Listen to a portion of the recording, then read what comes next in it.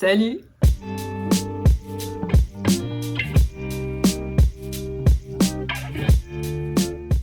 Aujourd'hui, j'ai pas de thème à proprement parler, je vais plutôt vous parler des lectures que j'ai faites ces dernières semaines et qui ont donc permis d'accompagner le retour du printemps et le retour du soleil. C'est assez varié et on va commencer tout de suite avec le premier livre.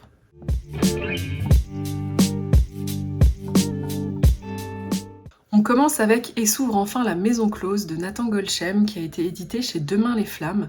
En fait, c'est un récit de témoignages de personnes qui sont passées par le squat du Clandé, qui était un squat en plein centre-ville de Toulouse, qui a duré de 1996 à 2006, donc 10 ans, ce qui est une période assez énorme pour les squats.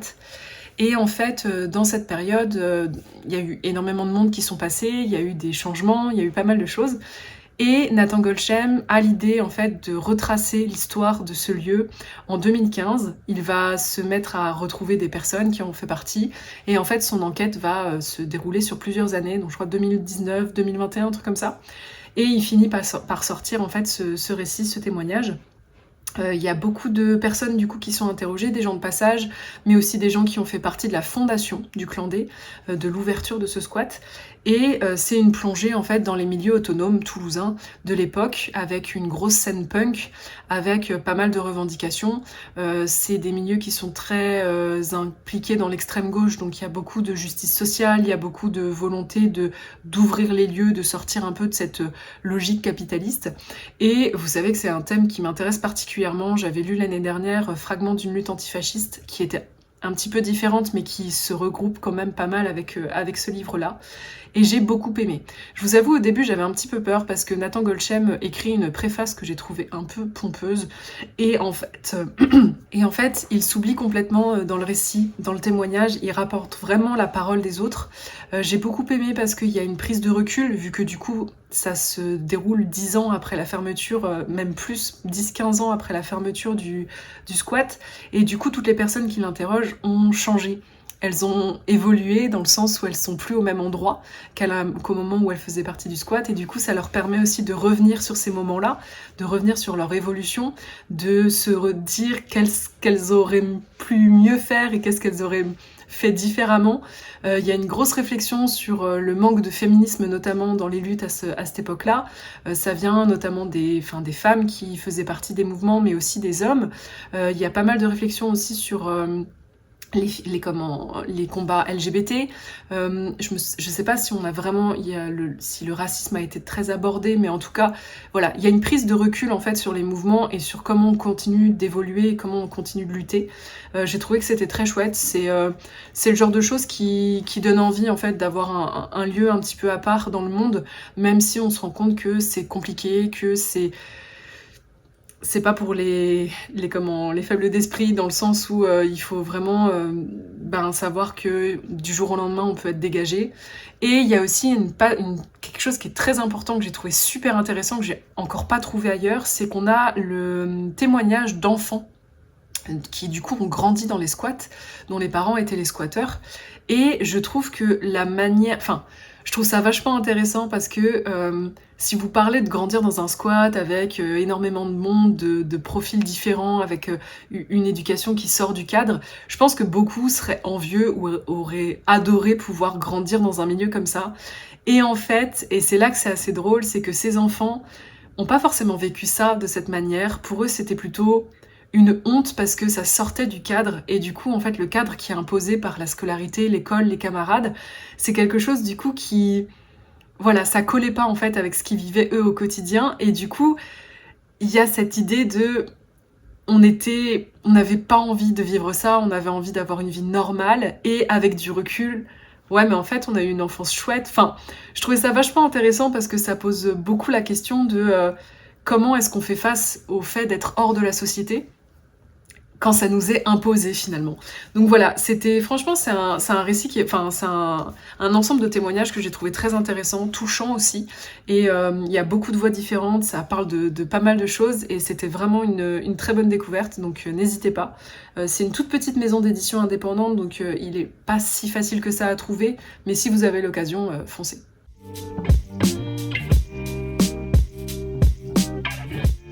On change complètement d'univers avec Cœur de cyclone de R. Sénélier. C'est une fantaisie qui a lieu dans un monde post-apocalyptique. En fait, il y a eu un énorme événement qui s'appelle le déluge, donc la montée des eaux, qui a recouvert énormément de villes et une grande partie de la surface de la planète, et qui a rendu beaucoup de technologies obsolètes. Et en fait, on va suivre l'histoire d'un peuple qui a réussi à vivre dans un archipel et qui a mis en place, voilà, tout un écosystème. Mais surtout, ils ont réussi à gérer des tempêtes et à les enfermer dans des cœurs qui vont devenir les cœurs de dragons. Donc des dragons qui sont soit végétaux, soit mécaniques, et qui sont en fait construits par les dragonniers, jusqu'au jour où ces dragonniers peuvent capturer une tempête et les mettre dans le cœur de ces machines ou de ces végétaux. J'ai trouvé ça vraiment très très original. C'est très chouette parce que ça permet d'avoir tout un discours sur le lien qu'on peut avoir à la nature, sur l'impact qu'on peut avoir aussi. J'ai trouvé ça vraiment très intéressant d'avoir cette idée de tempête qui soit sentiente finalement. Et du coup voilà, donc on va suivre en fait cet archipel, l'archipel Joyau, qui est sous la menace d'une colonisation par un mercenaire sans foi ni loi, qui n'a qu'une envie, c'est de dérober les trésors et surtout s'emparer de l'archipel. Et on va suivre Clémence, qui est une jeune femme qui du coup refuse de se laisser avoir, qui refuse de se laisser sans combattre. Et en fait, elle va entraîner, un peu malgré elle, tout son archipel dans une guerre à laquelle ils étaient vraiment pas préparés. Franchement, c'était bien. J'ai bien aimé. Il y a du rythme. L'univers est incroyable. Enfin, franchement, c'est ce qui m'a marqué le plus, je crois. C'est vraiment cet univers, ces idées foisonnantes de l'autrice. C'est vraiment très chouette. Au niveau de la plume, il y a des moments où je l'ai trouvée un peu plus faible que d'autres, mais sinon, c'est très bien raconté. Je pense que j'aurais aimé peut-être un peu plus de profondeur au niveau des personnages. Ils sont bien caractérisés, mais pour moi il manquait peut-être un petit quelque chose, surtout dans leurs relations. Il y avait des choses qui étaient un peu trop dites et pas assez montrées à mon goût. Mais sinon vraiment c'était une bonne lecture, un bon divertissement. Voilà, c'est chez une petite maison d'édition qui s'appelle Marathon Édition. Et j'ai un autre roman de l'autrice qui était édité chez Magic Mirror, que j'ai pas encore lu mais que je lirai bientôt. Mais du coup voilà, donc c'était ma première incursion avec elle. Enfin, non, pas vraiment. Je faisais partie en fait du même forum d'écriture que cette autrice. Du coup, j'avais déjà eu la chance de découvrir sa plume, et c'est un peu pour ça aussi que je me suis laissée tenter. C'est parce que j'avais hâte de la voir sur un format plus long, et j'ai bien fait. C'était vraiment très chouette. J'ai beaucoup aimé. Vraiment l'univers 100% original. On est sur de la science fantasy. Enfin, c'est vraiment très très bien, et voilà. Donc si jamais c'est quelque chose qui vous intéresse, si vous avez envie de voir quelque chose un peu plus original au niveau des dragons, n'hésitez pas.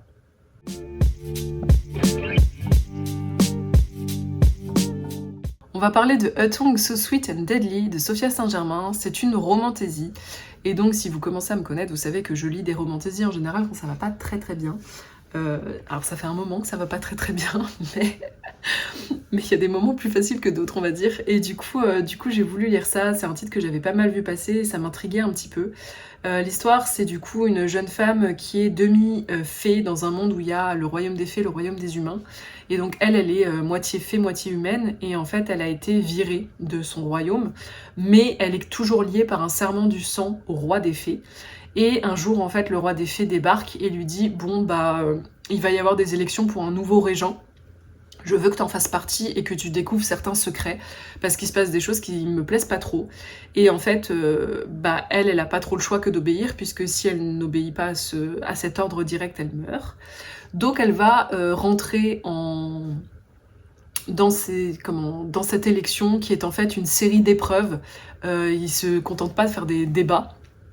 C'est une série d'épreuves. Il va y avoir, par exemple, ils vont passer 2 semaines dans une cabane sans eau ni nourriture pour prouver qu'ils sont résilients et qu'ils peuvent comprendre les épreuves que traversent leurs citoyens. Il va y avoir une épreuve aussi où ils vont se faire torturer pour être sûr qu'ils sont pas là pour leur profit personnel, mais bien pour le bonheur de leurs citoyens. Voilà, c'est des épreuves un peu comme ça. Et en fait, elle va être en lice avec le régent sortant, qui est quelqu'un qui tout le temps broody, et en plus elle est accompagnée d'un garde du corps qui est en fait un des gardes du roi des fées, donc pour vérifier qu'elle ne sort pas du chemin.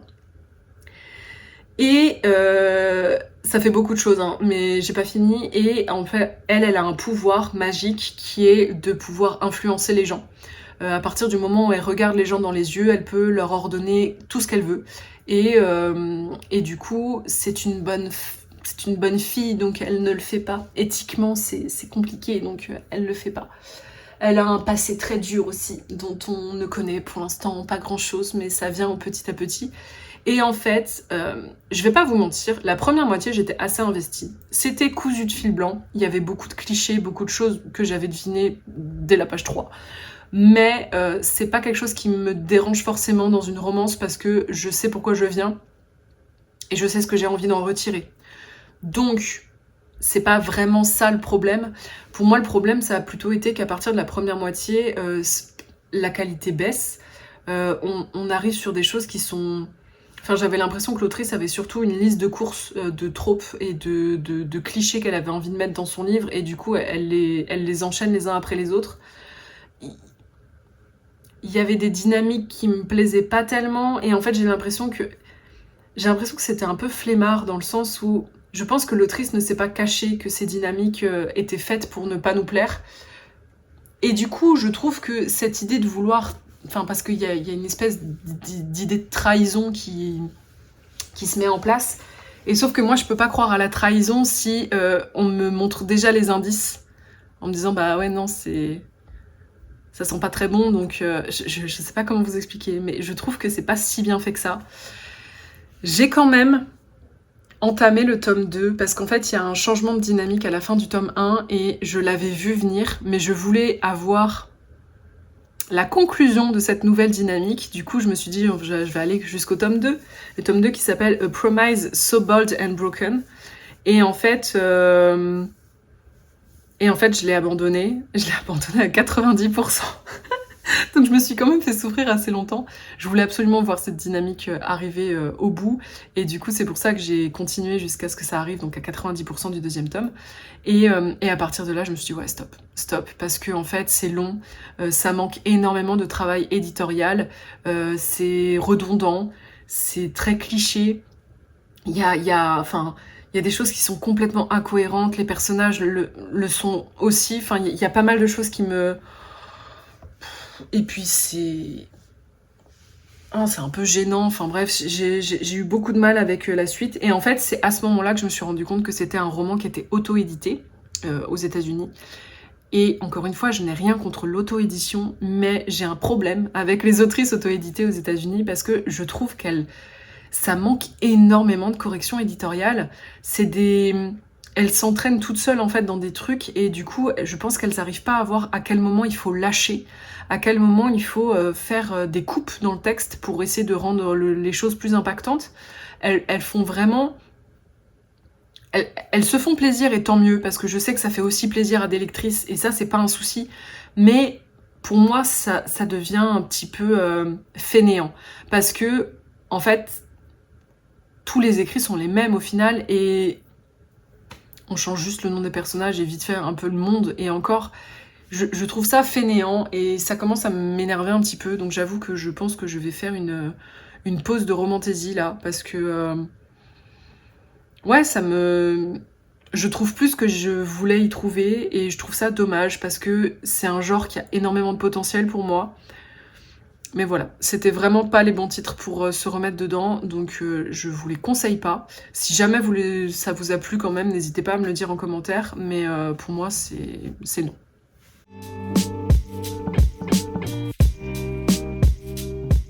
Celui-là, il n'était pas prévu, mais en fait, je voudrais aller voir le film au cinéma. J'ai pas encore été le voir, mais je vais le voir bientôt.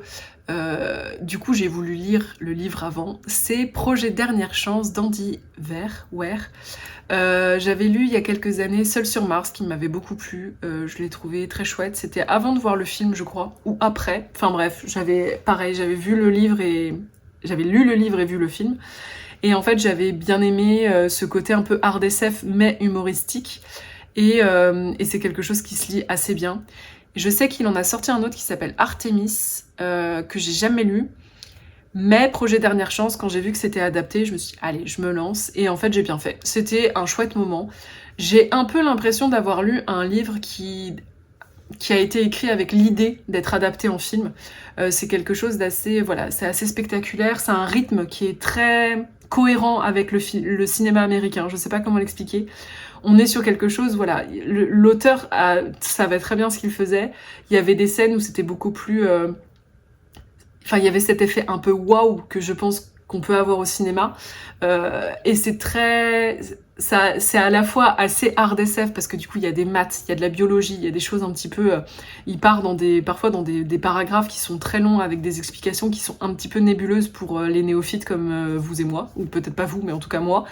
Et en fait, il arrive quand même à rendre ça charmant parce que son personnage a un caractère particulier qui fait qu'on est attaché à lui. La construction est intéressante puisqu'on a des flashbacks. Le personnage en fait se réveille dans une station spatiale, il a plus de souvenirs et du coup il va essayer de se souvenir un peu de comment il en est arrivé là et pourquoi il est dans cette mission spatiale, et il découvre petit à petit des fragments qui l'amènent à mener sa mission à bien. Et il y a surtout un moment qui est très intéressant, et alors c'est drôle parce que on met longtemps avant d'arriver à ce moment-là, et du coup je me suis demandé si l'exposition était pas un peu trop longue, mais du coup on arrive à un moment où il va rencontrer en fait une autre forme de vie, et du coup j'en dis pas plus, mais en gros on va parler un peu de leurs interactions. J'ai trouvé ça vraiment... Honnêtement, c'était chouette. Je suis pas partisane de l'humour qui était utilisé dans ce livre. C'est pas qu'il est nul ou qu'il est dérangeant ou quoi que ce soit, c'est juste que... Vraiment, encore une fois, pour moi, c'est vraiment l'humour qu'on peut retrouver dans un film familial américain. Et du coup, il y avait... Voilà, ça me fait pas forcément rire, je comprends que ça puisse faire rire. Ce sera peut-être beaucoup plus marrant à l'écran. Mais c'était un livre qui se lisait plutôt pas mal. C'est de la SF, voilà, avec un côté un peu hard SF, mais en même temps c'est engageant. Ça se passe bien. C'est chouette. C'est un peu émouvant, mais c'est pas non plus les grosses larmes. C'était une bonne lecture, ça m'a divertie. Est-ce que c'est la lecture du siècle? Non, mais je suis pas sûre que ce soit toujours nécessaire. Ça m'a bien divertie. Je pense que je vais passer un bon moment devant le film, j'espère. Je vous dirai ça quand je l'aurai vu, ou je vous le dirai pas, mais j'espère quand même passer un bon moment dans le film, parce que je pense que ça a le potentiel pour. Mais du coup, voilà. Donc c'est un auteur qui... Je dirais pas qu'il reste sur mon radar, mais je pense que c'est un auteur qui peut être intéressant si vous avez envie de lire de la SF et de vous amuser avec. Après, voilà, il fait rien de révolutionnaire, hein. C'est vraiment pas... c'est pas des nouveaux systèmes ou quoi que ce soit. Il parle beaucoup de solitude, il parle beaucoup de... C'est surtout ça, c'est surtout la solitude qui revient, j'ai l'impression, dans pas mal de ses récits, et en même temps c'est un peu logique parce que les missions spatiales c'est rarement des sociétés entières. Mais du coup voilà, donc c'était assez intéressant. Est-ce que ça vaut le coup de le lire avant de voir le film, ou est-ce que le film peut se voir seul? Je ne sais pas encore, mais si vous avez envie d'un truc un petit peu qui vous pose un peu le cerveau... Enfin, oui et non, puisqu'il y a quand même des passages assez longs où il parle d'expériences, de trucs, de machin, mais c'est fait d'une manière engageante, dans le sens où c'est un peu comme le prof fun qu'on a au lycée en physique-chimie, qui essaye de faire des trucs qui font des étincelles, histoire que ce soit pas trop chiant de calculer toujours des équations. On sent que j'ai vécu la douleur des cours de physique de terminale S, pour ceux qui connaissent la terminale S. Bref, c'est pour vous montrer à quel point je suis vieille. Anyway, c'est pas forcément un livre que je recommande à ceux qui n'aiment pas la SF dans l'espace, puisque c'est quand même le principal sujet. Mais voilà, si c'est quelque chose qui vous intéresse, pourquoi pas.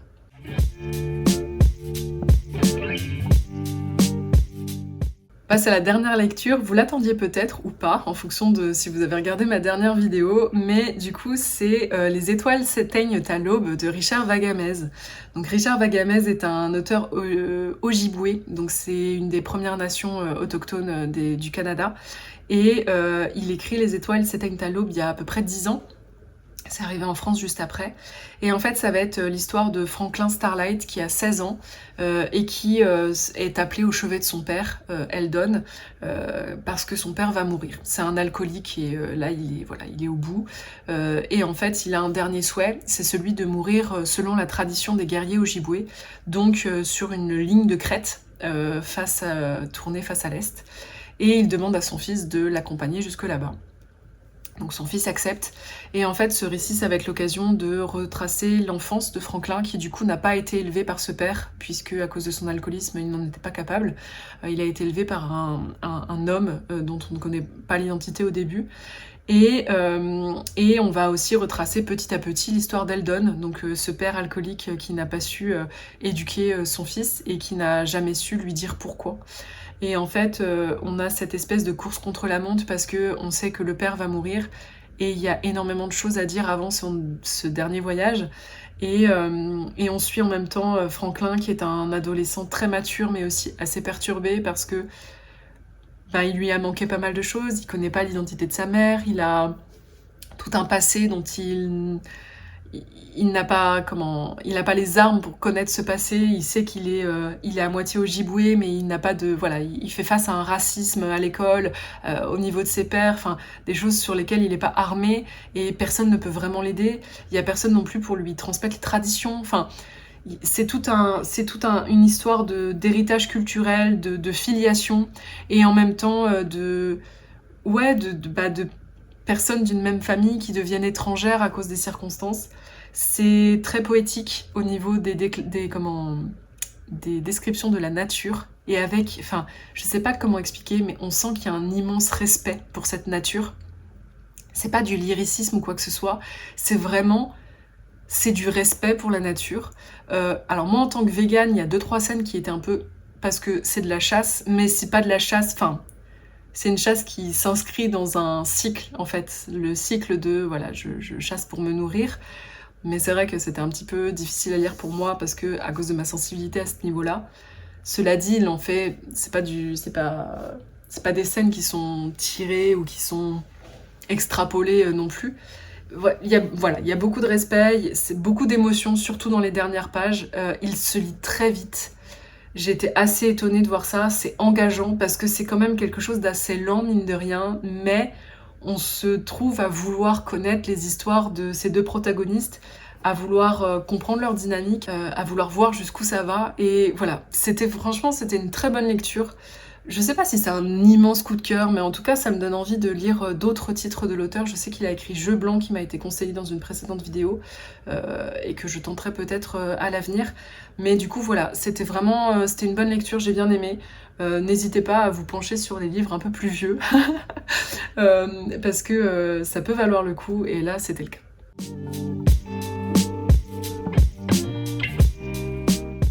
Il est temps de conclure cette vidéo, donc je sais pas quoi vous dire de plus. C'était le printemps, j'ai lu des choses différentes. Je suis assez contente parce que j'ai dégagé du coup 3 livres de ma pile à lire. Le reste c'était un petit peu des écarts, mais en même temps je pense que j'ai besoin de faire des écarts, sinon je pète un câble. Cela dit, j'ai quand même vachement avancé. Ma pile à lire est de plus en plus petite, et ça me plaît énormément. Et du coup, je sais que mon objectif dans les prochaines vidéos, c'est vraiment d'enlever un maximum de livres à chaque fois. Donc je vais essayer de me concentrer là-dessus. Je vous dis pas trop ce que j'ai prévu, mais j'ai prévu des petites surprises. On se retrouve dans 15 jours pour une nouvelle vidéo, et d'ici là, prenez soin de vous.